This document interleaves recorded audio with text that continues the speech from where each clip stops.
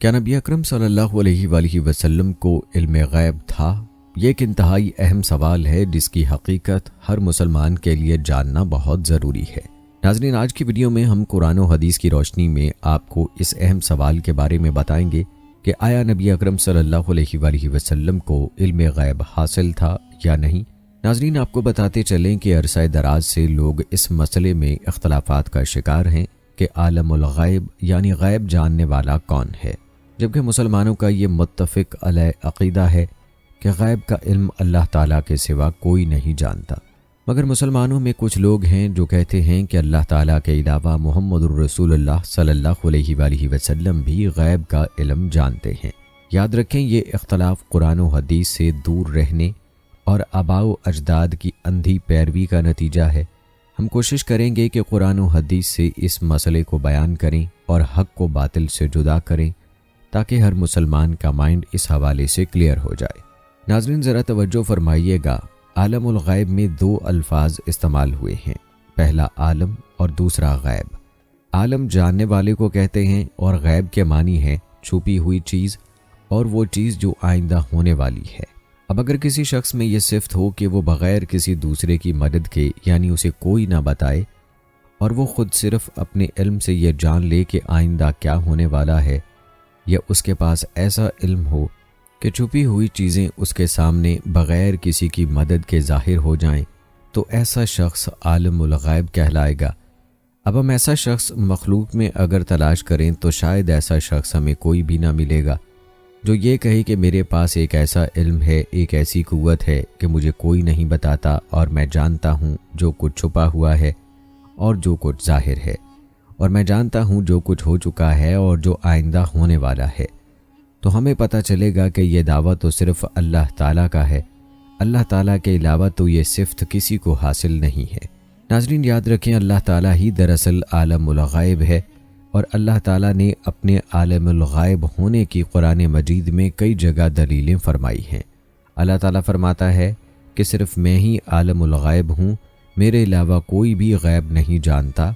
اور اللہ تعالیٰ نے اپنے عالم الغیب ہونے کی دلیلیں قرآن میں ایک دو جگہ نہیں بلکہ بہت سی جگہوں پر ارشاد فرمائی ہیں۔ سورہ ہود میں اللہ تعالیٰ کا فرمان ہے، اور اللہ ہی کے لیے ہے غیب آسمانوں کا اور زمین کا، اور اسی کی طرف لوٹائے جاتے ہیں تمام معاملات، سو اسی کی عبادت کرو اور بھروسہ رکھو اسی پر، اور نہیں ہے تیرا رب کچھ بے خبر ان کاموں سے جو تم کرتے ہو۔ اسی طرح سورہ نمل میں اللہ تعالیٰ نے ارشاد فرمایا، اے نبی،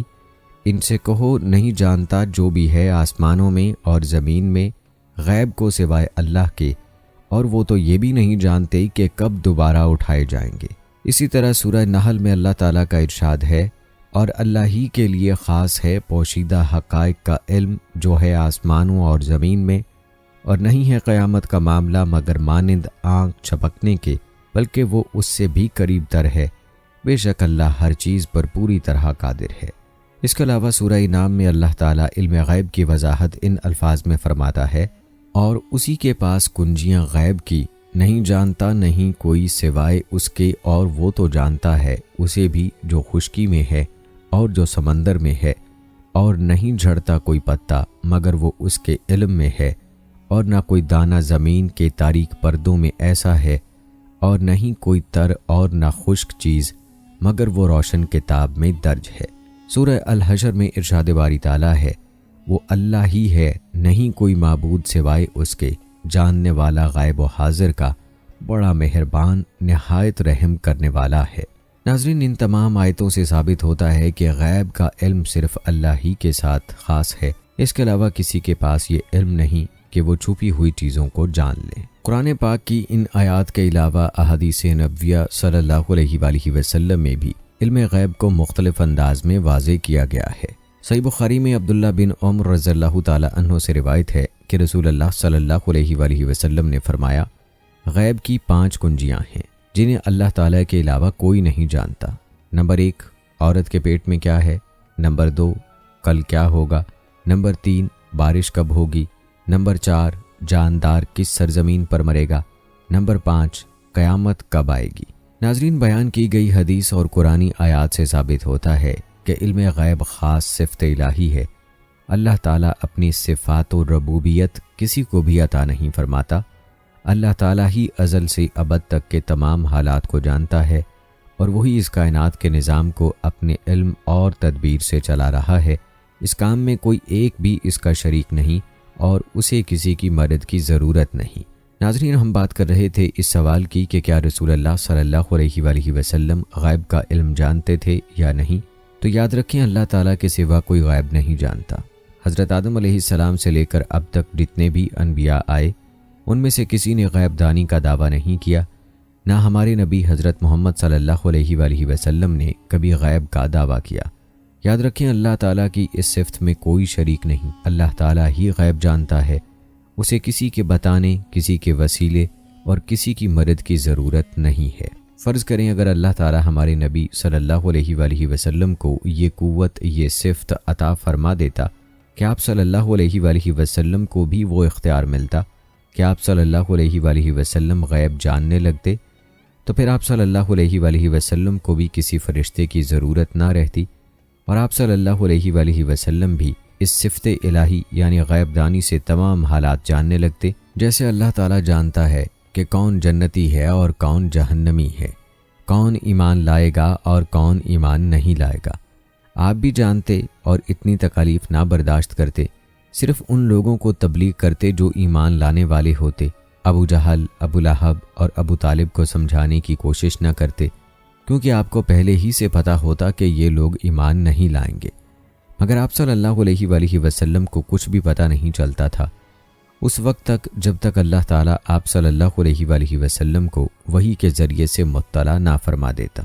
ناظرین، اگر غور کریں تو قرآن میں ایسے بے شمار واقعات ہیں۔ ان واقعات میں سے کچھ واقعات آپ کی معلومات کے لیے بیان کرتے ہیں تاکہ آپ کو اس سوال کا جواب سمجھنے میں آسانی ہو۔ ناظرین، یاد رکھیں، رسول اللہ صلی اللہ علیہ وآلہ وسلم بالکل وحی کے تابع تھے۔ ایک مرتبہ آپ صلی اللہ علیہ وآلہ وسلم پر وحی کا نزول کچھ عرصے کے لیے بند ہو گیا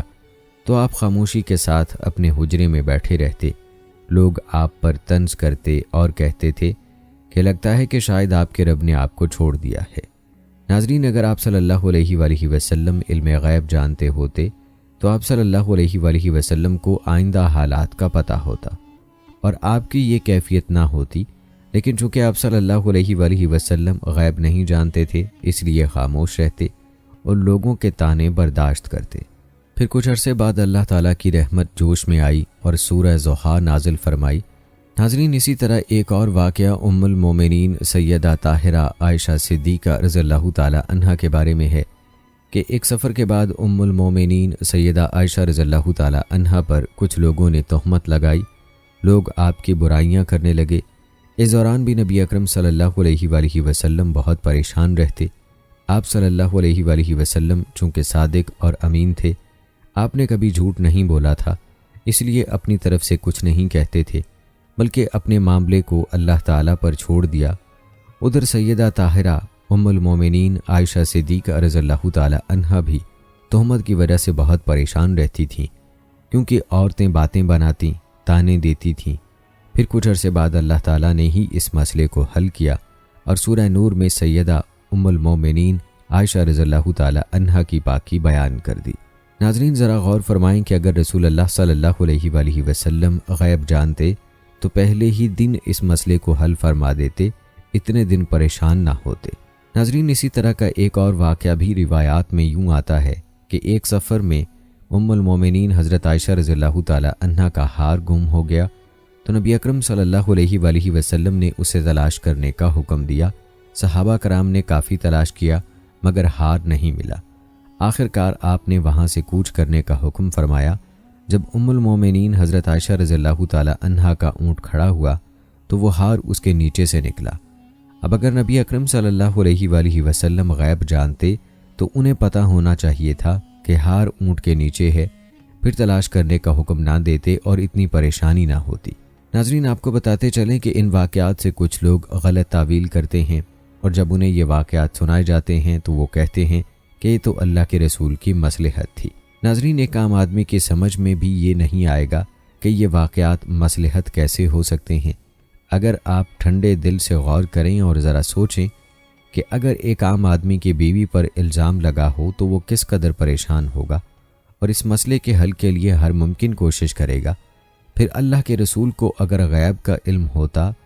تو کون سی مصلحت کے تحت اتنے دن خاموش اور پریشان رہے۔ ناظرین، حقیقت یہی ہے کہ آپ صلی اللہ علیہ وآلہ وسلم کو غیب کا علم نہیں تھا۔ جب اللہ تعالیٰ نے آپ صلی اللہ علیہ وآلہ وسلم کو حقیقت پر مطلع فرمایا تو آپ کو خبر ہوئی۔ ناظرین، یاد رکھیں، جو لوگ اللہ کے رسول صلی اللہ علیہ وآلہ وسلم کو عالم الغیب کہتے ہیں، وہ لوگ ان لوگوں کو کافر اور گستاخ رسول کہتے ہیں جن کا عقیدہ یہ ہے کہ اللہ کے رسول صلی اللہ علیہ وآلہ وسلم غیب نہیں جانتے تھے۔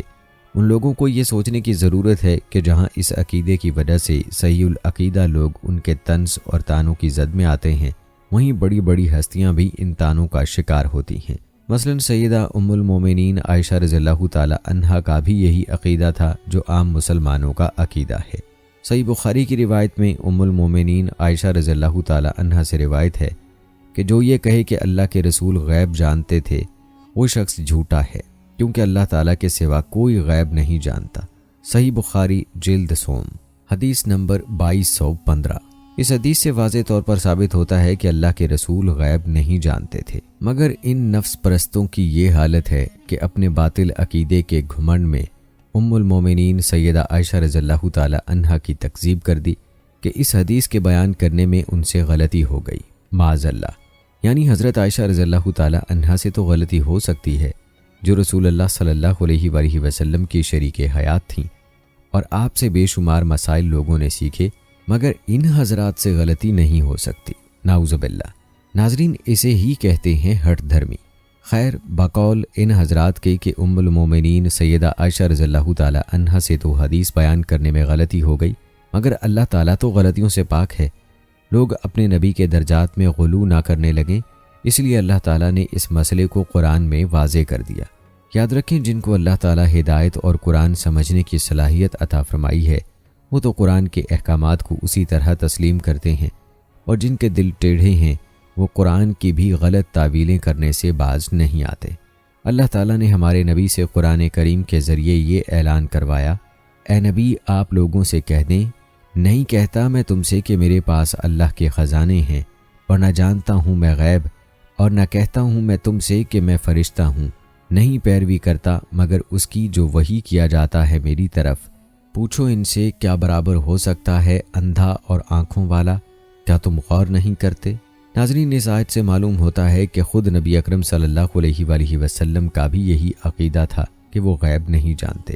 اور یہ گمراہ گروہ اہل حق کو جھوٹا ثابت کرنے کی ضد میں اس قدر اندھا ہو چکا ہے کہ اہل حق کی تکذیب کرنے کے ساتھ ساتھ نعوذ باللہ حضرت عائشہ رضی اللہ تعالی عنہا اور نبی اکرم صلی اللہ علیہ وآلہ وسلم کی بھی تکذیب کرتے ہیں، کیونکہ نبی خود تو یہ کہیں کہ میں غیب نہیں جانتا، اور یہ عقل کے اندھے یہ کہیں کہ وہ غیب جانتے ہیں، اور اس طرح یہ لوگ معاذ اللہ تعالیٰ کے قول کی بھی تکذیب کر دیتے ہیں، کیونکہ اللہ تعالیٰ یہ اعلان اپنے نبی سے بذریعہ قرآن کروا رہا ہے، اور قرآن اللہ تعالیٰ کا کلام ہے، اور یہ لوگ اس کو مانتے نہیں۔ تقلید کا پٹا انہیں کچھ سوچنے سمجھنے ہی نہیں دیتا۔ ناظرین، سورہ انعام کی اس آیت میں جہاں رسول اللہ صلی اللہ علیہ وآلہ وسلم نے اپنے غیب جاننے کی نفی فرمائی ہے، وہاں ان کے ان دلائل کا رد فرما کر ان کا جواب دیا ہے۔ جب دلائل کو سامنے رکھ کر یہ لوگ نبی اکرم صلی اللہ علیہ وآلہ وسلم کو عالم الغیب ثابت کرتے ہیں، مثلا یہ لوگ احادیث سے وہ واقعات نقل کر کے لکھتے ہیں جن واقعات میں نبی اکرم صلی اللہ علیہ وآلہ وسلم نے کسی آئندہ آنے والے واقعے کی خبر دی ہو، اور کہتے ہیں کہ ان سے نبی اکرم صلی اللہ علیہ وآلہ وسلم کا عالم الغیب ہونا ثابت ہوتا ہے۔ رسول اللہ صلی اللہ علیہ وآلہ وسلم نے ان کے اس عقیدے اور اس سوچ کی تردید فرما دی، اور آیت کے پہلے حصے میں فرما دیا کہ غیب میں نہیں جانتا، میرے پاس ایسا کوئی نہیں علم، کوئی ایسی صفت عطا نہیں کی گئی جس سے میں یہ واقعات جان لوں۔ اب اگر کوئی پوچھے کہ اے اللہ کے رسول، اگر آپ غیب نہیں جانتے تو پھر مستقبل کی پیش گوئیاں کیسے فرما دیں، اور آپ صلی اللہ علیہ وآلہ وسلم کی زبان سے نکلی ہوئی بات بھی سچ ہوتی ہے، یہ کیسے ممکن ہے کہ آپ بھی غیب نہیں جانتے اور آئندہ ہونے والے واقعات بھی بتا دیتے ہیں؟ تو رسول اللہ صلی اللہ علیہ وآلہ وسلم نے اس آیت میں دونوں باتوں کی وضاحت فرما دی۔ فرمایا، علم غیب میں نہیں جانتا، تو پھر اللہ کے رسول کو غیب کی باتوں کا پتہ کس طرح چلتا تھا؟ فرمایا، میں تو اس کی پیروی کرتا ہوں جو میری طرف وحی کی جاتی ہے۔ میں اپنی طرف سے کچھ نہیں بتا سکتا۔ جو بات میرا رب وحی کرتا ہے میں تم لوگوں کو بتا دیتا ہوں، اور جو بات میرا رب نہیں بتاتا وہ بات میں تمہیں بھی نہیں بتا سکتا ہوں۔ ناظرین، معلوم ہوا کہ نبی اکرم صلی اللہ علیہ وآلہ وسلم کو کوئی بات اس وقت تک نہیں پتہ چلتی تھی جب تک اللہ تعالیٰ آپ صلی اللہ علیہ وآلہ وسلم کو وحی کے ذریعے بتا نہ دے۔ ناظرین، صحیح بخاری کی اس روایت پر ذرا غور فرمائیں جو کہ حضرت عائشہ رضی اللہ تعالیٰ عنہا سے منقول ہے کہ حجۃ الوداع کے موقع پر سب نے حج کا احرام باندھا ہوا تھا کہ نبی اکرم صلی اللہ علیہ وآلہ وسلم نے صحابہ کو حکم دیا، جس کے پاس قربانی کا جانور نہیں ہے وہ عمرہ کر کے احرام کھول لے اور حج کا احرام بعد میں باندھے۔ آپ صلی اللہ علیہ وآلہ وسلم کے پاس قربانی کا جانور تھا۔ آپ صلی اللہ علیہ وآلہ وسلم نے فرمایا کہ جو کچھ مجھے اب معلوم ہوا اگر وہ پہلے سے معلوم ہو جاتا تو میں قربانی کا جانور اپنے ساتھ نہیں لاتا اور میں بھی اپنا احرام کھول دیتا۔ ناظرین، اس حدیث سے یہ بھی معلوم ہوتا ہے کہ نبی اکرم صلی اللہ علیہ وآلہ وسلم کو وحی آنے سے پہلے کسی چیز کی خبر نہیں ہوتی تھی۔ اللہ تعالیٰ تو علیم و خبیر ہے، وہ جانتا ہے کہ جن لوگوں کے دلوں میں کجی ہے وہ لوگ اس آیت کی غلط تعویل نہ کر کے یہ نہ سمجھ لیں کہ یہ اعلان اللہ تعالیٰ نے اپنے رسول سے کسی مصلحت کے تحت کروایا ہے۔ ناظرین، اللہ تعالیٰ نے نبی اکرم صلی اللہ علیہ وآلہ وسلم کے غیب نہ جاننے کو ایک دوسری آیت میں مزید واضح فرما دیا اور ایک مرتبہ پھر ان الفاظ کے ساتھ اعلان کر دیا، اے نبی صلی اللہ علیہ وآلہ وسلم، کہہ دیجئے کہ نہیں اختیار رکھتا میں اپنی ذات کے لیے بھی کسی نفع اور نقصان کا مگر جب اللہ چاہے، اور اگر ہوتا مجھے غیب کا علم تو ضروری میں حاصل کر لیتا بہت فائدے، ورنہ پہنچتا مجھے کہیں کوئی نقصان۔ نہیں ہوں میں مگر خبردار کرنے والا اور خوشخبری سنانے والا ان لوگوں کے لیے جو میری بات مانے۔ ناظرین، سورہ اعراف کی اس آیت میں نبی اکرم صلی اللہ علیہ وآلہ وسلم نے اللہ تعالیٰ کے حکم سے واضح طور پر اعلان فرما دیا کہ میں اللہ کے حکم کے بغیر اپنی ذات کے لیے بھی کسی نفع و نقصان کا اختیار نہیں رکھتا، اور میں غیب نہیں جانتا۔ اگر میں غیب جانتا اور مجھ میں ایسی قوت و صفت موجود ہوتی تو میں آئندہ ہونے والے حالات کو جان لیتا اور میں اپنے لیے بہت ساری بھلائیاں جمع کر لیتا اور برائی مجھے کبھی نہ پہنچتی۔ ناظرین، سوچنے کی بات یہ ہے کہ اگر کسی شخص کو یہ پتہ چل جائے کہ کچھ دیر بعد اس کے ساتھ حادثہ ہونے والا ہے تو وہ اس سے بچاؤ کی تدبیر نکال لے گا، اور یہی علم غیب ہے۔ مگر یہ علم اللہ تعالیٰ نے کسی نبی کو، کسی ولی کو، کسی بھی مخلوق کو عطا نہیں کیا۔ اللہ کے رسول کو تو یہ بھی خبر نہیں ہوتی کہ کل کیا ہوگا، بجز اس کے کہ اللہ تعالیٰ انہیں خبر دے دے۔ صحیح مسلم میں حضرت عائشہ رضی اللہ تعالیٰ عنہا سے روایت منقول ہے کہ جو شخص یہ کہے کہ نبی اکرم صلی اللہ علیہ وآلہ وسلم کو کل کی ہونے والی بات کی خبر ہے، وہ شخص جھوٹا ہے، کیونکہ یہ علم کہ کل کیا ہوگا غیب کی 5 کنجیوں میں سے ایک ہے جو صرف اللہ کے لیے خاص ہیں۔ جہاں احادیث میں اس بات کی دلیلیں موجود ہیں کہ اللہ کے رسول صلی اللہ علیہ وآلہ وسلم غیب نہیں جانتے تھے، وہاں اللہ تعالیٰ نے برابر قرآن میں بھی وضاحتیں پیش کی ہیں۔ ناظرین، آپ کو مزید بتاتے چلیں کہ سورہ احقاف میں اللہ تعالیٰ نے ایک اور جگہ نبی اکرم صلی اللہ علیہ وآلہ وسلم سے ان الفاظ میں اعلان کروایا، اے نبی، ان سے کہیے نہیں میں کوئی نرالا رسول اور مجھے نہیں معلوم کہ کیا کیا جائے گا میرے ساتھ، اور نہ وہ جو کیا جائے گا تمہارے ساتھ۔ نہیں پیروی کرتا میں مگر اس وحی کی جو بھیجی جاتی ہے میری طرف، اور نہیں ہوں میں مگر صاف صاف خبردار کرنے والا۔ ناظرین، اس آیت میں بھی رسول اللہ صلی اللہ علیہ وآلہ وسلم نے وضاحت فرما دی کہ میں کوئی نئی قسم کا رسول نہیں ہوں، مجھے نہیں معلوم کہ میرے ساتھ آئندہ کیا کیا جائے گا، اور نہ مجھے یہ معلوم ہے کہ آئندہ تمہارے ساتھ کیا کیا جائے گا۔ اور آخر میں ایک مرتبہ پھر رسول اللہ صلی اللہ علیہ وآلہ وسلم نے وضاحت فرما دی کہ علم غیب میں نہیں جانتا بلکہ میں تو بس وحی کی پیروی کرتا ہوں۔ ناظرین، آپ کو بتاتے چلیں کہ اللہ تعالیٰ نے خود قرآن مجید میں اپنے الفاظ میں اس بات کی وضاحت فرما دی ہے کہ میرے نبی غیب نہیں جانتے بلکہ میں ان کو غیب کی خبریں وحی کرتا ہوں، جیسا کہ سورہ جن میں ارشاد باری تعالیٰ ہے، وہ عالم الغیب ہے، پس نہیں مطلع فرماتا وہ اپنے غیب پر کسی کو سوائے اس رسول کے جسے پسند کر لیا ہو۔ اس کی تو صورتحال یہ ہے کہ لگا دیتا ہے وہ اس کے آگے اور پیچھے نگہبان، تاکہ وہ جان لے کہ در حقیقت انہوں نے پہنچا دیے ہیں پیغامات اپنے رب کے، اور وہ پوری طرح احاطہ کیے ہوئے ہے ان کے ماحول کا، اور شمار کر رکھا ہے اس نے ایک ایک چیز کو گن کر۔ اسی طرح سورہ آل عمران میں ارشاد باری تعالیٰ ہے،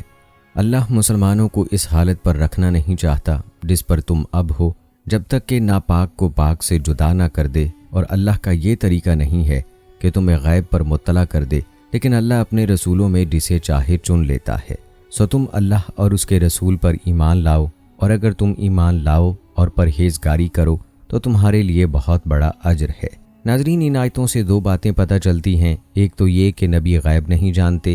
بلکہ انہیں اللہ تعالیٰ بتاتا ہے، اور دوسری بات اس آیت میں یہ پتہ چلتی ہے کہ اللہ تعالیٰ سوائے نبیوں کے اور لوگوں پر غیب ظاہر نہیں کرتا۔ اور یاد رہے کہ نبیوں کو بھی اللہ تعالیٰ آئندہ کا جو علم عطا فرماتا ہے وہ وحی کے ذریعے سے عطا فرماتا ہے۔ وہ علم انبیاء کا اپنا نہیں ہوتا کہ اس کو غیب کہا جا سکے۔ غیب کے علم کی تعریف پہلے سے آپ کو بتا دی گئی کہ بغیر کسی مدد یا واسطے کے اگر کوئی مستقبل کے بارے میں جانے گا تو وہ غیب ہوگا، اور جب وحی کا واسطہ بیچ میں شامل ہو گیا تو پھر اس کو غیب نہیں کہا جا سکتا۔ ناظرین، صحیح بخاری میں حضرت ابو ہریرہ رضی اللہ تعالی عنہ سے روایت ہے کہ نبی اکرم صلی اللہ علیہ وآلہ وسلم نے فرمایا، تم سے پہلے والی امتوں میں ایسے لوگ گزرے ہیں جن کو اللہ تعالیٰ کی طرف سے الہام ہوتا تھا، حالانکہ وہ نبی نہیں ہوتے تھے۔ اگر میری امت میں کوئی ایسا شخص ہوا تو وہ عمر ہوں گے۔ ناظرین، اس حدیث میں اللہ کے رسول الہام کے بارے میں بھی اگر فرما گئے ہیں، اور وہ بھی صرف حضرت عمر رضی اللہ تعالی عنہ کے لیے، اور اس میں بھی اگر کا لفظ استعمال کیا ہے، یعنی لازمی نہیں ہے کہ حضرت عمر رضی اللہ تعالی عنہ کو الہام ہو، لیکن اگر ہوا تو صرف عمر رضی اللہ تعالی عنہ کو ہوگا۔ لیکن ناظرین، کیا کہنے ہیں ان لوگوں کے عقیدے کے الہام تو بہت دور کی بات ہے۔ یہاں تو ایسے ولی پڑے ہیں جو سیدھا عرش اعظم تک دیکھتے ہیں، یعنی نبی تو وحی کے محتاج ہیں، مگر یہ ولی نیچے تحت و تسرا تک دیکھتے ہیں اور اوپر عرش تک، نعوذ باللہ۔ ناظرین، ہم علم غیب کے بارے میں مزید دلائل اور تفصیلات آپ کو بتائیں گے، لیکن آگے بڑھنے سے پہلے آپ نے ہمیں بتانا ہے کہ علم غیب کے بارے میں آپ کیا رائے رکھتے ہیں، اور جو نام نہاد ولی غیب جاننے کے دعوے کرتے ہیں ان کے بارے میں آپ کی کیا رائے ہے۔ ناظرین، آپ کو بتاتے چلیں کہ علم غیب جب اسلامی اصطلاح کے طور پر استعمال ہو تو اس کا مفہوم یہ ہوتا ہے کہ کسی بھی کام یا بات یا چیز کا ایسا علم جو انسان کو عمومی اور فطری طور پر دیے گئے علوم سے خارج ہے، یا جس کا علم تو ہے لیکن نہ تو مکمل ہے اور نہ ہی یقینی، جیسا کہ تمام تر مخلوق کی تخلیق کے معاملات کہ کس کو کب اور کیسے اللہ تعالیٰ نے تخلیق فرمایا،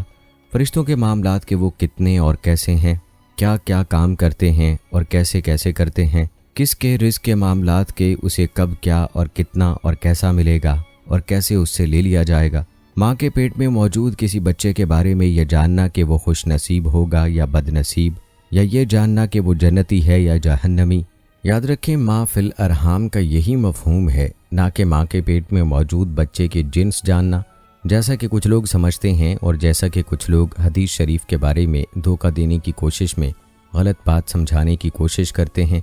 بلکہ اس بچے یا بچی کے پیدا ہو چکنے کے بعد بھی اور اس کے مرنے کے بعد بھی کسی کے بارے میں یہ جاننا کہ اس کا آخری ٹھکانہ کیا ہے۔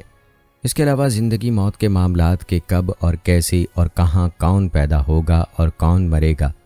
قبر کے معاملات کے ان جگہوں میں کس کے ساتھ کیا ہو رہا ہے، اور یہ کہ قیامت کب اور کیسے واقع ہوگی، حشر اور حساب کے معاملات کہ ان جگہوں میں کس کے ساتھ کیا ہوگا، بارش کب اور کیسے اور کتنی ہوگی، وغیرہ وغیرہ۔ ناظرین، ان باتوں اور کاموں کا علم اس غیب میں سے ہے جس کو اللہ تعالیٰ کے علاوہ اور کوئی نہیں جانتا، یعنی شرعی مفہوم کے مطابق ان کا علم اور یقینی علم علم غیب ہے جو صرف اللہ کے پاس تھا اور ہے اور رہے گا، اور بلا شک و شبہ اس غیب کا کوئی بھی معاملہ جاننے کے لیے اللہ تعالیٰ یا اللہ کے رسول صلی اللہ علیہ وآلہ وسلم کی طرف سے خبر کی ضرورت ہوتی ہے، جس کے مطابق کوئی اس غیب کا کچھ علم حاصل کر سکتا ہے، اور اگر یہ خبر میسر نہیں تو پھر ایسے کسی معاملے میں کوئی حکم دینا گویا کہ علم غیب جاننے کا دعویٰ کرنا ہے، اور یہ سراسر شرک اور اللہ تعالیٰ اور اس کے نبی محمد صلی اللہ علیہ وآلہ وسلم کے ارشادات کا انکار ہے، کیونکہ اللہ تعالیٰ فرماتا ہے، فرما دیجئے اے رسول، زمین اور آسمانوں میں جو کوئی بھی ہے ان میں سے کوئی بھی غیب نہیں جانتا سوائے اللہ کے، اور وہ سب کے سب اس بات کا شعور نہیں رکھتے کہ کب انہیں دوبارہ زندہ کیا جائے گا۔ ناظرین، اب اگر کوئی کسی کے بارے میں یہ خیال یا عقیدہ رکھے کہ وہ اپنی یا کسی اور کی موت کا وقت اور مقام جانتا ہے یا جانتا تھا، تو کیا ایسا خیال یا عقیدہ رکھنے والا اللہ تعالیٰ کے ابھی ذکر کیے گئے فرمان کا عملی منکر نہیں، اور اگر اللہ کے اس فرمان کو سن اور جان کر بھی وہ ایسا عقیدہ رکھے تو کیا وہ اللہ کے اس فرمان کا عقیدتاً انکار کرنے والا نہیں؟ یاد رہے کہ حق پر مبنی عقیدے کا انکار اور اقرار ہی تو اسلام میں داخل ہونے اور خارج ہونے کا سبب ہوتا ہے۔ اسی طرح اللہ سبحانہ و تعالیٰ کا ارشاد ہے، اور غیب کے علم اور خزانوں کی چابیاں اس اللہ کے پاس ہیں، کوئی نہیں جانتا ان چابیوں کے بارے میں سوائے اللہ کے۔ اور قرآن پاک میں ایک مقام پر تو اللہ تعالیٰ نے اس بات کو مزید وضاحت کے ساتھ یوں بیان فرمایا ہے، اللہ عالم الغیب ہے، پس اپنا علم غیب کسی پر ظاہر نہیں کرتا سوائے اس کے جس کو رسولوں میں سے اللہ چن لے، لہٰذا بلا شک اس چنیدہ رسول کے آگے اور پیچھے اللہ کی طرف سے حفاظت کرنے والا چلتا ہے۔ ناظرین، اگر غور کریں تو اس آیت کریمہ میں اللہ سبحانہ و تعالیٰ نے بڑی وضاحت سے فرمایا ہے کہ وہ اپنے غیب کے علم میں سے جتنا چاہتا ہے صرف اپنے چنیدہ رسولوں کو اتنا بتا دیتا ہے، ہر رسول کو بھی نہیں، صرف چنیدہ رسولوں کو۔ اب اگر کوئی کسی بھی رسول یا نبی علیہ السلام کے علاوہ کسی کے بارے میں یہ خیال یا عقیدہ رکھے کہ وہ اللہ کے غیب میں سے کچھ تھوڑا سا بھی جانتا ہے، تو کیا وہ اللہ کے اس فرمان کا منکر نہیں ہے؟ یا کسی بھی رسول یا نبی علیہ السلام کے بارے میں یہ عقیدہ رکھے کہ وہ اللہ کے غیب کو سارے کا سارا کلی طور پر جانتا ہے، تو کیا ایسا سمجھنے یا ماننے والا اللہ تبارک و تعالیٰ کے اس فرمان کا منکر نہیں ہے؟ ناظرین، ان سوالات کے جوابات ہم آپ پر چھوڑتے ہیں۔ آپ نے کمنٹ میں ہمیں بتانا ہے کہ بیان کی گئی آیات کے بعد بھی اگر کوئی علم غیب کا دعویٰ کرے یا اللہ کے علاوہ کسی کے بارے میں یہ عقیدہ رکھے کہ وہ غیب کا علم جانتا ہے تو وہ قرآنی آیات کا منکر ہے یا نہیں۔ ناظرین، آپ کو بتاتے چلیں کہ اللہ جل جلالہ نے اپنے فرامین کے ساتھ ساتھ اپنے رسول صلی اللہ علیہ وآلہ وسلم کی زبان پاک سے بھی اس کے غیب کی شرح ادا کروائی۔ ایک روایت میں ام المومنین عائشہ رضی اللہ تعالی عنہا نے فرمایا، جو تمہیں یہ کہے کہ محمد صلی اللہ علیہ وآلہ وسلم نے اپنے رب کو دیکھا ہے تو یقیناً یعنی یہ بات کہنے والے نے جھوٹ بولا، کیونکہ اللہ تو کہتا ہے کہ اسے یعنی اللہ تعالیٰ کو آنکھیں نہیں دیکھ سکتی۔ اور جو تمہیں یہ کہے کہ وہ یعنی محمد صلی اللہ علیہ وآلہ وسلم غیب جانتے ہیں تو یقیناً یعنی یہ بات کہنے والے نے جھوٹ بولا، کیونکہ اللہ تعالیٰ تو کہتا ہے کہ سوائے اللہ کے غیب کا علم کوئی نہیں جانتا۔ ناظرین، اس کے علاوہ اور بھی صحیح احادیث شریفہ ایسی ہیں جو کہ اس حق و عقیدے کو ثابت کرتی ہیں کہ اللہ تعالیٰ کے سوا کوئی بھی دوسرا عالم غیب نہیں ہے۔ کچھ روایات ہم آپ کو پہلے بھی بتا چکے ہیں۔ یاد رکھیں، اللہ کے سوا کسی اور کو عالم غیب ماننا یا سمجھنا کلیتاً اور جزیاً ہرگز درست نہیں ہے۔ اولیاء اللہ، ابرار، صالحین، علماء، قطب، ابدال، شہداء وغیرہ وغیرہ کوئی کچھ بھی ہو، نبی یا رسول نہیں ہوتا، اور اللہ نے اپنے غیبی امور میں سے جتنے کے بارے میں چاہا اتنے کی خبر صرف اور صرف اس رسول علیہ السلام کو دی جسے اللہ نے رسولوں میں سے وہ خبر دینے کے لیے چنا، کسی بھی اور کو نہیں۔ یہ سب کچھ ذکر کردہ آیات میں اللہ تعالیٰ نے ہمیں خود بتایا ہے، یہ کسی انسان یا کسی اور مخلوق کا کوئی ذاتی خیال یا قیاس آرائی نہیں ہے۔ ناظرین، ابھی تک ذکر کی گئی آیات مبارکہ اور احادیث شریفہ کی روشنی میں یہ ثابت ہوتا ہے کہ اللہ تعالیٰ کے علاوہ کسی بھی دوسرے کو عالم غیب ماننا سراسر باطل عقیدہ ہے۔ اس بد عقیدگی کو چھپانے کے لیے اسے علم لدنی کہا جائے، کشف قبور کہا جائے، مکاشفت الاموات کہا جائے، وجدان کہا جائے، حالت جذب کہا جائے، القاء کہا جائے، الہام کہا جائے، یا کوئی بھی اور نام دیا جائے، غلط چیز غلط ہی رہتی ہے، کیونکہ نام بدلنے سے حقیقت نہیں بدلتی۔ لہٰذا یہ بات طے شدہ ہے کہ جب کسی چیز پر شریعت کا کوئی حکم لگایا جاتا ہے تو اس چیز کے نام کے مطابق نہیں بلکہ اس چیز کی حقیقت کے مطابق اس پر حکم لگایا جاتا ہے۔ یہ قاعدہ اور قانون علم اصول الفقہ میں مقرر ہے اور رسول اللہ صلی اللہ علیہ وآلہ وسلم کی اس حدیث کی روشنی میں اپنایا گیا ہے۔ میری امت میں سے لوگ شراب پئیں گے اور اسے حلال ثابت کرنے کے لیے کوئی اور نام دیں گے، لہٰذا اب اگر شراب کو کوئی اور نام دے کر پیا جا رہا ہے تو وہ شراب ہی رہتی ہے، اسے آب جو، انگور کی بیٹی، سیب کا رس، کھجور کا عرق وغیرہ کہنے سے اس کی حقیقت نہیں بدلتی۔ موسیقی کو اگر روح کی غذا یا جمالیاتی حس کی تسکین وغیرہ کہہ کر سنا جائے تو اس کا شرعی حکم تو نہیں بدلے گا۔ اسی طرح علم غیب ہی ہے، کوئی بھی اور نام دینے سے اس کی حقیقت نہیں بدلتی، اور علم غیب جاننے کا ذریعہ صرف اور صرف اللہ تعالیٰ کی طرف سے آنے والی وحی ہے، اور وہی صرف اور صرف نبیوں اور رسولوں کو ہی کی جاتی ہے، اور وہی کا سلسلہ نبوت کے سلسلے کے ساتھ ختم ہو چکا ہے۔ ناظرین، قرآن و حدیث کی روشنی میں کی گئی گفتگو سے یہ واضح ہو جاتا ہے کہ اللہ تبارک و تعالیٰ کے علاوہ کوئی بھی عالم غیب نہیں تھا، نہ ہے اور نہ ہی ہو سکتا ہے۔ اللہ نے اپنے نبیوں اور رسولوں میں سے جسے چاہا اپنے علم غیب میں سے جتنا چاہا اتنا علم عطا فرمایا، مکمل طور پر نہیں۔ پس وہ چنے گئے نبی اور رسول علیہ السلام عالم غیب نہ تھے، بلکہ اللہ کے غیب میں سے صرف اتنا جانتے تھے جس کی خبر انہیں اللہ کی طرف سے عطا کی گئی، اور تمام تر نبیوں اور رسولوں میں سے سب سے زیادہ علم اللہ نے اپنے دوسرے اور آخری خلیل اور اپنے بلند ترین رتبے والے بندے اور اپنے آخری رسول کریم صلی اللہ علیہ وآلہ وسلم کو عطا فرمایا تھا۔ ناظرین، آپ کو علم غیب کی دو اقسام کے بارے میں بتاتے ہیں تاکہ آپ کو ابھی تک کی گفتگو کو سمجھنے میں مزید آسانی ہو جائے۔ ناظرین، آپ کو بتاتے چلیں کہ علم غیب کی دو قسمیں ہیں، ذاتی اور عطائی۔ بعض ناسمجھ لوگوں کا کہنا ہے کہ جیسے قرآن پاک میں ارشاد باری تعالیٰ ہے، کہہ دے کہ زمین والوں میں سے اور آسمان والوں میں سے بھی کوئی غیب نہیں جانتا، اور جیسا کہ قرآن پاک میں دوسری جگہ ارشاد باری تعالیٰ ہے، غیب کا جاننے والا وہی ہے سو مطلع نہیں فرماتا وہ اپنے غیب پر کسی کو سوائے اپنے پسندیدہ رسولوں کے۔ یہ ناسمجھ لوگ کہتے ہیں کہ اگر بالفرض مان لیا جائے کہ اللہ تعالیٰ کے سوا کوئی بھی غیب نہیں جانتا، تو دوسری آیت مبارکہ میں اللہ کے رسولوں کے لیے غیب کا اثبات ہے، تو اس کو کس زمرے میں رکھیں گے؟ اور کہتے ہیں کہ یہاں تعرض پیدا ہو جائے کہ ایک موقع پر ارشاد ہے کہ اللہ کے سوا غیب کوئی نہیں جانتا، اور دوسرے مقام پر غیب کا اثبات ہے۔ تو یاد رکھیں، تضاد ان آیات مبارکہ کو سمجھنے میں تھا جو ہم نے قرآن پاک کے ہی ارشادات سے واضح کیا ہے کہ غیر اللہ کے لیے غیب کے اثبات کے ارشاد میں مطلع ہونا، یا یہ انباء غیب یعنی غیب کی خبریں ہیں جو وحی کی گئیں کے ارشادات ہیں، جبکہ غیر اللہ کے لیے غیب کی نفی کے ارشاد میں اللہ کے سوا کوئی بھی غیب نہیں جانتا کا بیان ہے۔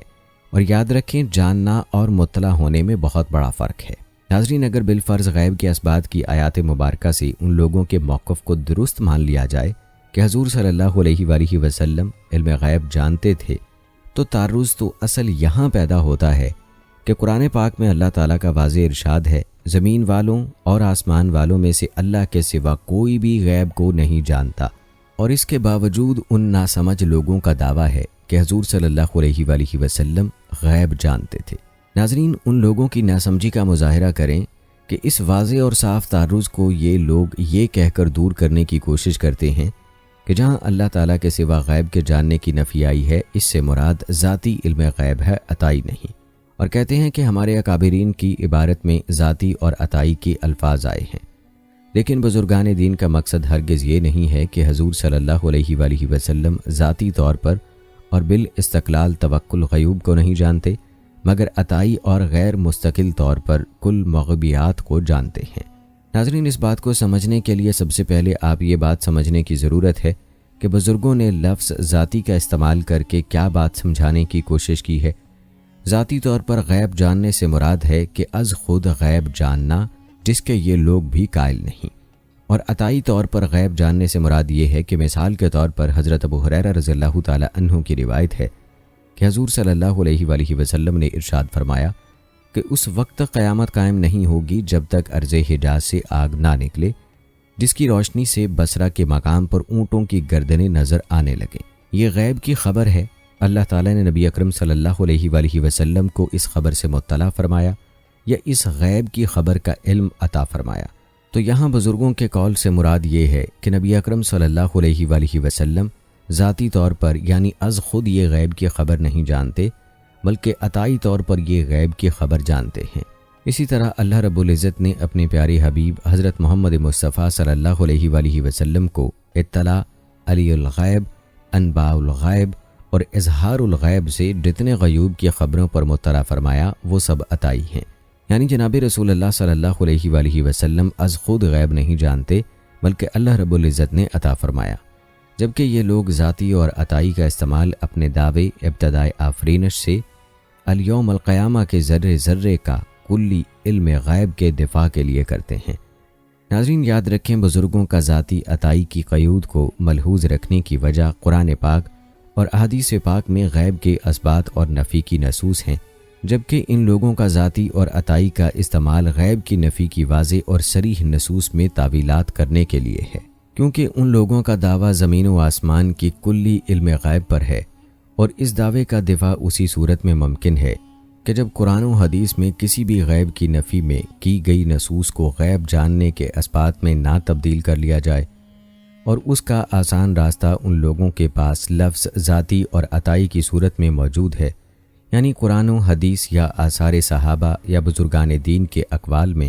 جہاں بھی صریح اور واضح طور پر بھی غیر اللہ کے لیے غیب کی نفی کی عبارت مل جائے، اس کے جواب میں محض ذاتی کی نفی کہہ کر آسان جواب دیا جا سکتا ہے۔ مثال کے طور پر حضرت عائشہ رضی اللہ تعالی عنہا کی روایت ہے کہ جو کہے کہ حضور صلی اللہ علیہ وآلہ وسلم کل کی بات جانتے تھے، اس نے اللہ تعالیٰ پر بہتان عظیم باندھا، اس لیے کہ اللہ تعالیٰ فرماتا ہے کہ زمین و آسمان والوں میں سے کوئی بھی غیب کی بات جاننے والا نہیں ہے۔ ناظرین، یہاں ان لوگوں کا آسان جواب ہوتا ہے کہ حضرت عائشہ رضی اللہ تعالی عنہا نے علم غیب ذاتی کی نفی کی ہے، عطائی کی نہیں۔ ناظرین، ان لوگوں کے اس مغالطے پر سے پردہ اٹھانے کے لیے ہم آپ کے سامنے ایسی صحیح احادیث پاک پیش کرتے ہیں جن میں غیب کا اثبات اور نفی بھی ہے۔ یہ احادیث پاک ملاحظہ فرمائیں۔ حضرت عبداللہ بن عمر رضی اللہ تعالی عنہ سے روایت ہے، آپ صلی اللہ علیہ وآلہ وسلم نے فرمایا، مجھے ہر چیز کی چابیاں عطا کی گئی ہیں مگر ان 5 چیزوں کی عطا نہیں کی گئیں، یہ اللہ ہی کے پاس ہیں: قیامت کا علم اور بارش نازل کرنے کا علم اور ما فی الرحام کا علم۔ اسی طرح حضرت عبداللہ بن مسعود رضی اللہ تعالی عنہ فرماتے ہیں، تمہارے نبی صلی اللہ علیہ وآلہ وسلم کو غیب کے خزانے عطا کیے گئے ہیں مگر یہ 5 امور عطا نہیں کیے گئے جو سورہ لقمان کے آخر میں ہیں۔ اسی طرح حضرت ربیع رحمہ اللہ بن خراش سے روایت ہے، مجھ سے بنی عامر کے ایک شخص نے بیان کیا کہ میں حضور صلی اللہ علیہ وآلہ وسلم کی خدمت اقدس میں حاضر ہوا اور عرض کیا کہ علم میں سے کوئی ایسی چیز بھی باقی ہے جس کو آپ نہ جانتے ہوں؟ حضور صلی اللہ علیہ وآلہ وسلم نے فرمایا کہ اللہ تعالیٰ نے مجھے بہت سی خیر کی تعلیم دی ہے، اور بے شک علوم میں سے وہ بھی ہیں جن کو اللہ تعالیٰ کے سوا کوئی بھی نہیں جانتا۔ چنانچہ 5 باتیں جو سورہ لقمان کی آخری آیت میں مذکور ہیں، ان کا پورا علم بس اللہ تعالیٰ ہی کو ہے، کسی دوسرے کو نہیں۔ ناظرین، ان لوگوں سے سوال ہے کہ کیا یہ احادیث پاک صحیح ہیں؟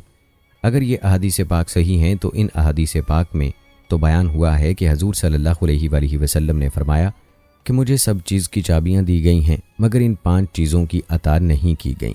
جو سورہ لقمان کی آخری آیات ہیں۔ اس کے جواب میں یہ لوگ کہیں گے کہ جن 5 چیزوں کی چابیاں عطا نہیں کی گئیں کا جو بیان ہے، اس سے مراد ذاتی ہے، عطائی نہیں۔ ناظرین، یاد رکھیں، یہ لوگ اپنے سامنے والوں کو ذاتی اور عطائی کے چکروں میں ڈال کر کنفیوز کرنے کی کوشش کرتے ہیں۔ اگر آپ اس نقطے پر غور فرمائیں گے تو انشاءاللہ بات آسانی سے سمجھ آ جائے گی کہ قرآن پاک اور احادیث پاک میں اللہ تعالیٰ کے سوا علم غیب جاننے کی جہاں جہاں واضح نفی ہے، یہ لوگ اس نفی کو اپنے موقف کے اثبات میں ڈھالنے کے لیے لفظ ذاتی کا استعمال کرتے ہیں تاکہ اپنے موقف کا دفاع کیا جا سکے اور لوگوں کے ذہنوں میں سے پیدا ہونے والے سوالات کا آسان جواب دیا جا سکے۔ ان لوگوں کا محض ذاتی اور عطائی کے الفاظ کو استعمال کر کے واضح اور صاف تعرض دور نہیں ہوگا۔ ناظرین، یہاں ایک بار پھر اس بات کو دہراتے ہیں کہ بزرگان دین کے اقوال میں عطائی طور پر غیب جاننے سے مراد بطور بعض غیب کی خبروں پر مطلع ہونا یا غیب کی خبروں کا علم عطا ہونا ہے، اور جبکہ بعض ناسمجھ لوگوں کا موقف عطائی طور پر غیب جاننے سے مراد ابتدائی آفرینش سے الیوم القیامہ کے ذرے ذرے کا کلی علم غیب جاننا عطا ہوتا ہے۔ اور بیشتر ایسے بزرگان دین جو ذاتی اور عطائی کی قیود کو ملحوظ رکھتے ہیں، وہ اپنی تصریحات میں صاف اور واضح طور پر لکھتے ہیں کہ کلی علم غیب صرف خاصہ خداوندی ہے۔ لیکن افسوس کہ یہ ناسمجھ لوگ بزرگان دین کے ان واضح اور صریح اقوال کو چھوڑ کر محض ذاتی اور عطائی کے الفاظ کو لے کر ذرے ذرے کا کلی علم غیب جاننا ثابت کرنے کی کوشش کرتے ہیں۔ ناظرین، ایسے ناسمجھ لوگوں کے لیے دعا کے علاوہ کیا کیا جا سکتا ہے جو قرآن و احادیث کی واضح دلیلیں موجود ہونے کے باوجود بھی اپنے باطل موقف پر ڈٹے ہوئے ہیں۔ ناظرین، آپ نے نبی اکرم صلی اللہ علیہ وآلہ وسلم کے علم غیب جاننے یا نہ جاننے کے حوالے سے تفصیلی گفتگو ملاحظہ فرمائی، اور یہ ملاحظہ کیا کہ بعض لوگ اپنے باطل عقیدے کے لیے دلائل تو پیش کرتے ہیں، لیکن حقیقت یہی ہے کہ اللہ تعالیٰ کے علاوہ کوئی بھی علم غیب نہیں جانتا۔ علم غیب صرف اور صرف اللہ ہی کی صفت خاص ہے۔ انبیاء اللہ تعالیٰ کے عطا کردہ علم کے علاوہ کچھ بھی نہیں جانتے۔ ناظرین، خلاصہ کلام یہ ہے کہ غیب کا علم اللہ تعالیٰ کے ساتھ خاص ہے۔ اللہ تعالیٰ کے علاوہ کوئی بھی غیب کا علم نہیں رکھتا۔ نہ فرشتے غیب جانتے ہیں، نہ جنات، اور نہ ہی انسان غیب جانتے ہیں۔ انسانوں میں اللہ کے محبوب بندے انبیاء اور اولیاء بھی غیب نہیں جانتے۔ نبیوں کے سردار محمد الرسول اللہ صلی اللہ علیہ وآلہ وسلم بھی غیب نہیں جانتے تھے۔ یہ وہ حقائق ہیں جو قرآن و حدیث اور علماء حق کی تصانیف کے صفحات میں بے شمار دلائل کے ساتھ دوپہر کے سورج کی طرح عیاں اور روشن ہیں، لیکن پھر بھی بہت سے لوگ اس قدر واضح دلائل کے باوجود علم غیب کو اللہ کے علاوہ بہت سے لوگوں کی طرف منسوب کر دیتے ہیں۔ ایسے لوگوں کو چاہیے کہ اپنے عقائد کو قرآن و احادیث کے بیان کیے گئے دلائل کی روشنی میں درست کریں۔ اللہ تعالیٰ سے دعا ہے کہ اللہ تعالیٰ ہم سب کو قرآن و احادیث کو سمجھنے اور اس کی پیروی کرنے کی توفیق عطا فرمائے، آمین۔ ناظرین، جہاں اس بارے میں جاننا ضروری تھا کہ عالم الغیب کون ہے، وہیں پر غیب پر ایمان لانے کی اہمیت کا بھی ہر مسلمان کو علم ہونا چاہیے۔ ویڈیو کا اختتام کرنے سے پہلے ایمان بالغیب پر کچھ گفتگو کرتے ہیں تاکہ ایمان بالغیب کی اہمیت بھی آپ جان سکیں۔ ناظرین، یاد رکھیں، قرآن پاک کی ابتدائی آیات میں اللہ تعالیٰ نے متقین کی صفات بیان کرتے ہوئے فرمایا ہے، جو غیب پر ایمان لاتے ہیں، نماز باقاعدگی سے قائم کرتے ہیں، زکوٰۃ باقاعدگی سے ادا کرتے ہیں، اور جو نعمتیں ہم نے ان کو عطا کی ہیں ان میں سے اللہ کی راہ میں خرچ کرتے ہیں، اور جو اس یعنی قرآن پر ایمان لاتے ہیں جو آپ پر نازل کیا گیا، اور ان سماوی کتب پر جو آپ سے پہلے انبیاء کرام پر اتاری گئیں، اور آخرت پر بھی ایمان لاتے ہیں۔ ناظرین، ان آیات میں متقین کی پہلی صفت ایمان بالغیب بتائی گئی ہے۔ غیب کی بابت علماء کرام نے کہا ہے، ان امور پر ایمان جو ہم سے غائب ہیں یا جن کو ہم حواس اور بداحت عقل سے نہیں جان سکتے، جیسے اللہ کی ذات، ملائکہ، جنت، جہنم، قیام قیامت، قطب الہی، انبیاء اکرام علیہ السلام کی نبوت، تقدیر، بعث بعد الموت اور اخروی جزا و سزا کا نظام وغیرہ۔ امام فخر الدین رازی لکھتے ہیں، ابو مسلم اصفہانی نے لکھا ہے، یؤمنون بالغیب کے معنی ہیں جس طرح وہ رسول اللہ صلی اللہ علیہ وآلہ وسلم کے سامنے ایمان کا اظہار کرتے ہیں، اسی طرح آپ صلی اللہ علیہ وآلہ وسلم کے پس پشت بھی ایمان رکھتے ہیں۔ ان کا حال ان منافقوں سے مختلف ہے جن کی بابت اللہ تعالیٰ نے فرمایا، اور جب وہ ایمان والوں سے ملتے ہیں تو کہتے ہیں ہم ایمان لائے، اور جب وہ اپنے شیطانوں کے پاس خلوت میں ہوتے ہیں تو کہتے ہیں در حقیقت ہم تمہارے ساتھ ہیں، مسلمانوں کا تو ہم صرف مذاق اڑاتے ہیں۔ اس کی مثال اللہ تعالیٰ کا یہ ارشاد ہے، یوسف نے کہا، میں نے یہ اس لیے کہا تھا کہ وہ عزیز مصر جان لے کہ میں نے اس کی پس پشت اس کی بیوی سے متعلق کوئی خیانت نہیں کی، اور یہ کہ اللہ تعالیٰ خیانت کرنے والوں کی چالوں کو کامیاب ہونے نہیں دیتا۔ ناظرین، عربی کا مقولہ ہے، تمہارا بہترین دوست وہ ہے جو پس پشت تمہارے لیے مخلص ہو۔ یہ اہل ایمان کی مدح ہے کہ ان کا ظاہر باطن کے موافق ہوتا ہے، اور منافقوں کا باطن ان کے ظاہر کے برعکس ہوتا ہے۔ جیسا کہ اللہ تعالیٰ نے فرمایا، وہ اپنے منہوں سے وہ بات کہتے ہیں جو ان کے دل میں نہیں ہوتی۔ آپ کو بتاتے چلیں کہ جمہور مفسرین کا قول یہ ہے، غیب وہ ہوتا ہے جس کا حواس سے ادراک نہ کیا جا سکے۔ پھر اس غیب کی دو قسمیں ہیں، ایک وہ جس پر کوئی دلیل نہیں ہے، اور دوسرا وہ جس پر دلیل ہے۔ یہ آیت متقین کی مدح میں ہے کہ وہ دونوں قسم کے غیب پر ایمان لاتے ہیں، یعنی اس غیب پر بھی ایمان لاتے ہیں جس کے بارے میں تفکر کریں، اور دلیل سے اس پر ایمان لائیں۔ اس میں اللہ تعالیٰ کی ذات و صفات، آخرت، نبوت، احکام شرائع کا علم ہے۔ روایات بتاتی ہیں کہ صحابہ کرام رضوان اللہ مجمعین اپنے ایمان کا خود جائزہ لیتے رہتے تھے۔ وہ نہ صرف قول و فعل کے مطابقت میں اعلیٰ معیار پر تھے، بلکہ وہ اپنی قلبی کیفیات اور ذہن میں وارد ہونے والے خیالات کے بارے میں بھی سوچتے رہتے تھے کہ کمال ایمان یہ ہے کہ قول و فعل میں بھی مطابقت ہو اور ظاہر و باطن میں بھی یکسانیت ہو۔ ایسا نہ ہو کہ ظاہر تو شریعت کے مطابق ہو لیکن دل و دماغ شیطانی افکار و خیالات کی آماج گاہ بن جائے۔ اس کی وضاحت اس حدیث سے ہوتی ہے۔ حضرت حنظلہ رضی اللہ تعالی عنہ بیان کرتے ہیں، ہم رسول اللہ صلی اللہ علیہ وآلہ وسلم کے مجلس میں موجود تھے۔ آپ صلی اللہ علیہ وآلہ وسلم نے ہمارے سامنے جنت اور جہنم کا ذکر کیا، یہاں تک کہ ہمیں ایسا لگا جیسے جنت و جہنم ہماری نگاہوں کے سامنے ہیں۔ وہاں سے میں اٹھ کر اپنی بیوی بچوں کے پاس گیا اور ان کے ساتھ دل لگی میں مشغول ہو گیا۔ بیان کرتے ہیں، اچانک مجھے اس کیفیت کا خیال آیا جو رسول اللہ صلی اللہ علیہ وآلہ وسلم کی مجلس میں مجھ پر طاری تھی۔ میں فوراً نکلا اور حضرت ابو بکر صدیق رضی اللہ تعالی عنہ سے ملا اور ان سے تکرار کے ساتھ کہا، میں تو منافق ہو گیا۔ حضرت ابو بکر صدیق رضی اللہ تعالی عنہ نے میرے اس اضطراب کو جان کر کہا، اس کیفیت میں تو ہم بھی مبتلا ہو جاتے ہیں۔ پھر حضرت حنظلہ رسول اللہ صلی اللہ علیہ وآلہ وسلم کی خدمت میں حاضر ہوئے اور اپنی پریشانی بیان کی۔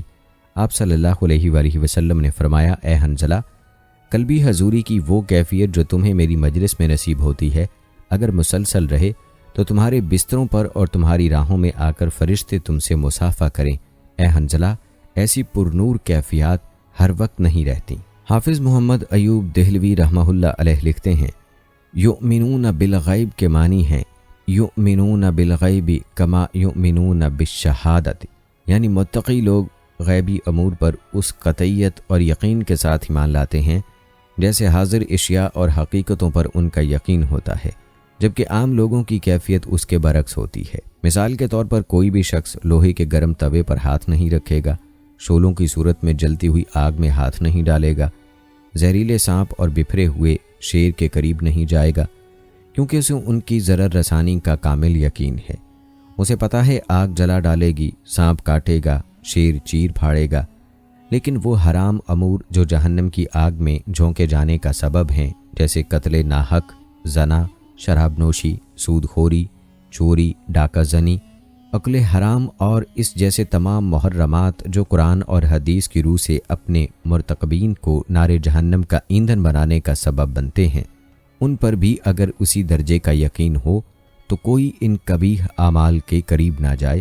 لیکن لوگ جاتے ہیں، ان کا ارتکاب کرتے ہیں اور اس میں انہیں ذرا بھر بھی تردد یا اضطراب نہیں ہوتا۔ ناظرین، اللہ تعالیٰ فرماتا ہے، بے شک جو لوگ ظالمانہ طریقے سے یتیموں کا مال کھاتے ہیں وہ اپنے پیٹوں میں صرف آگ بھر رہے ہیں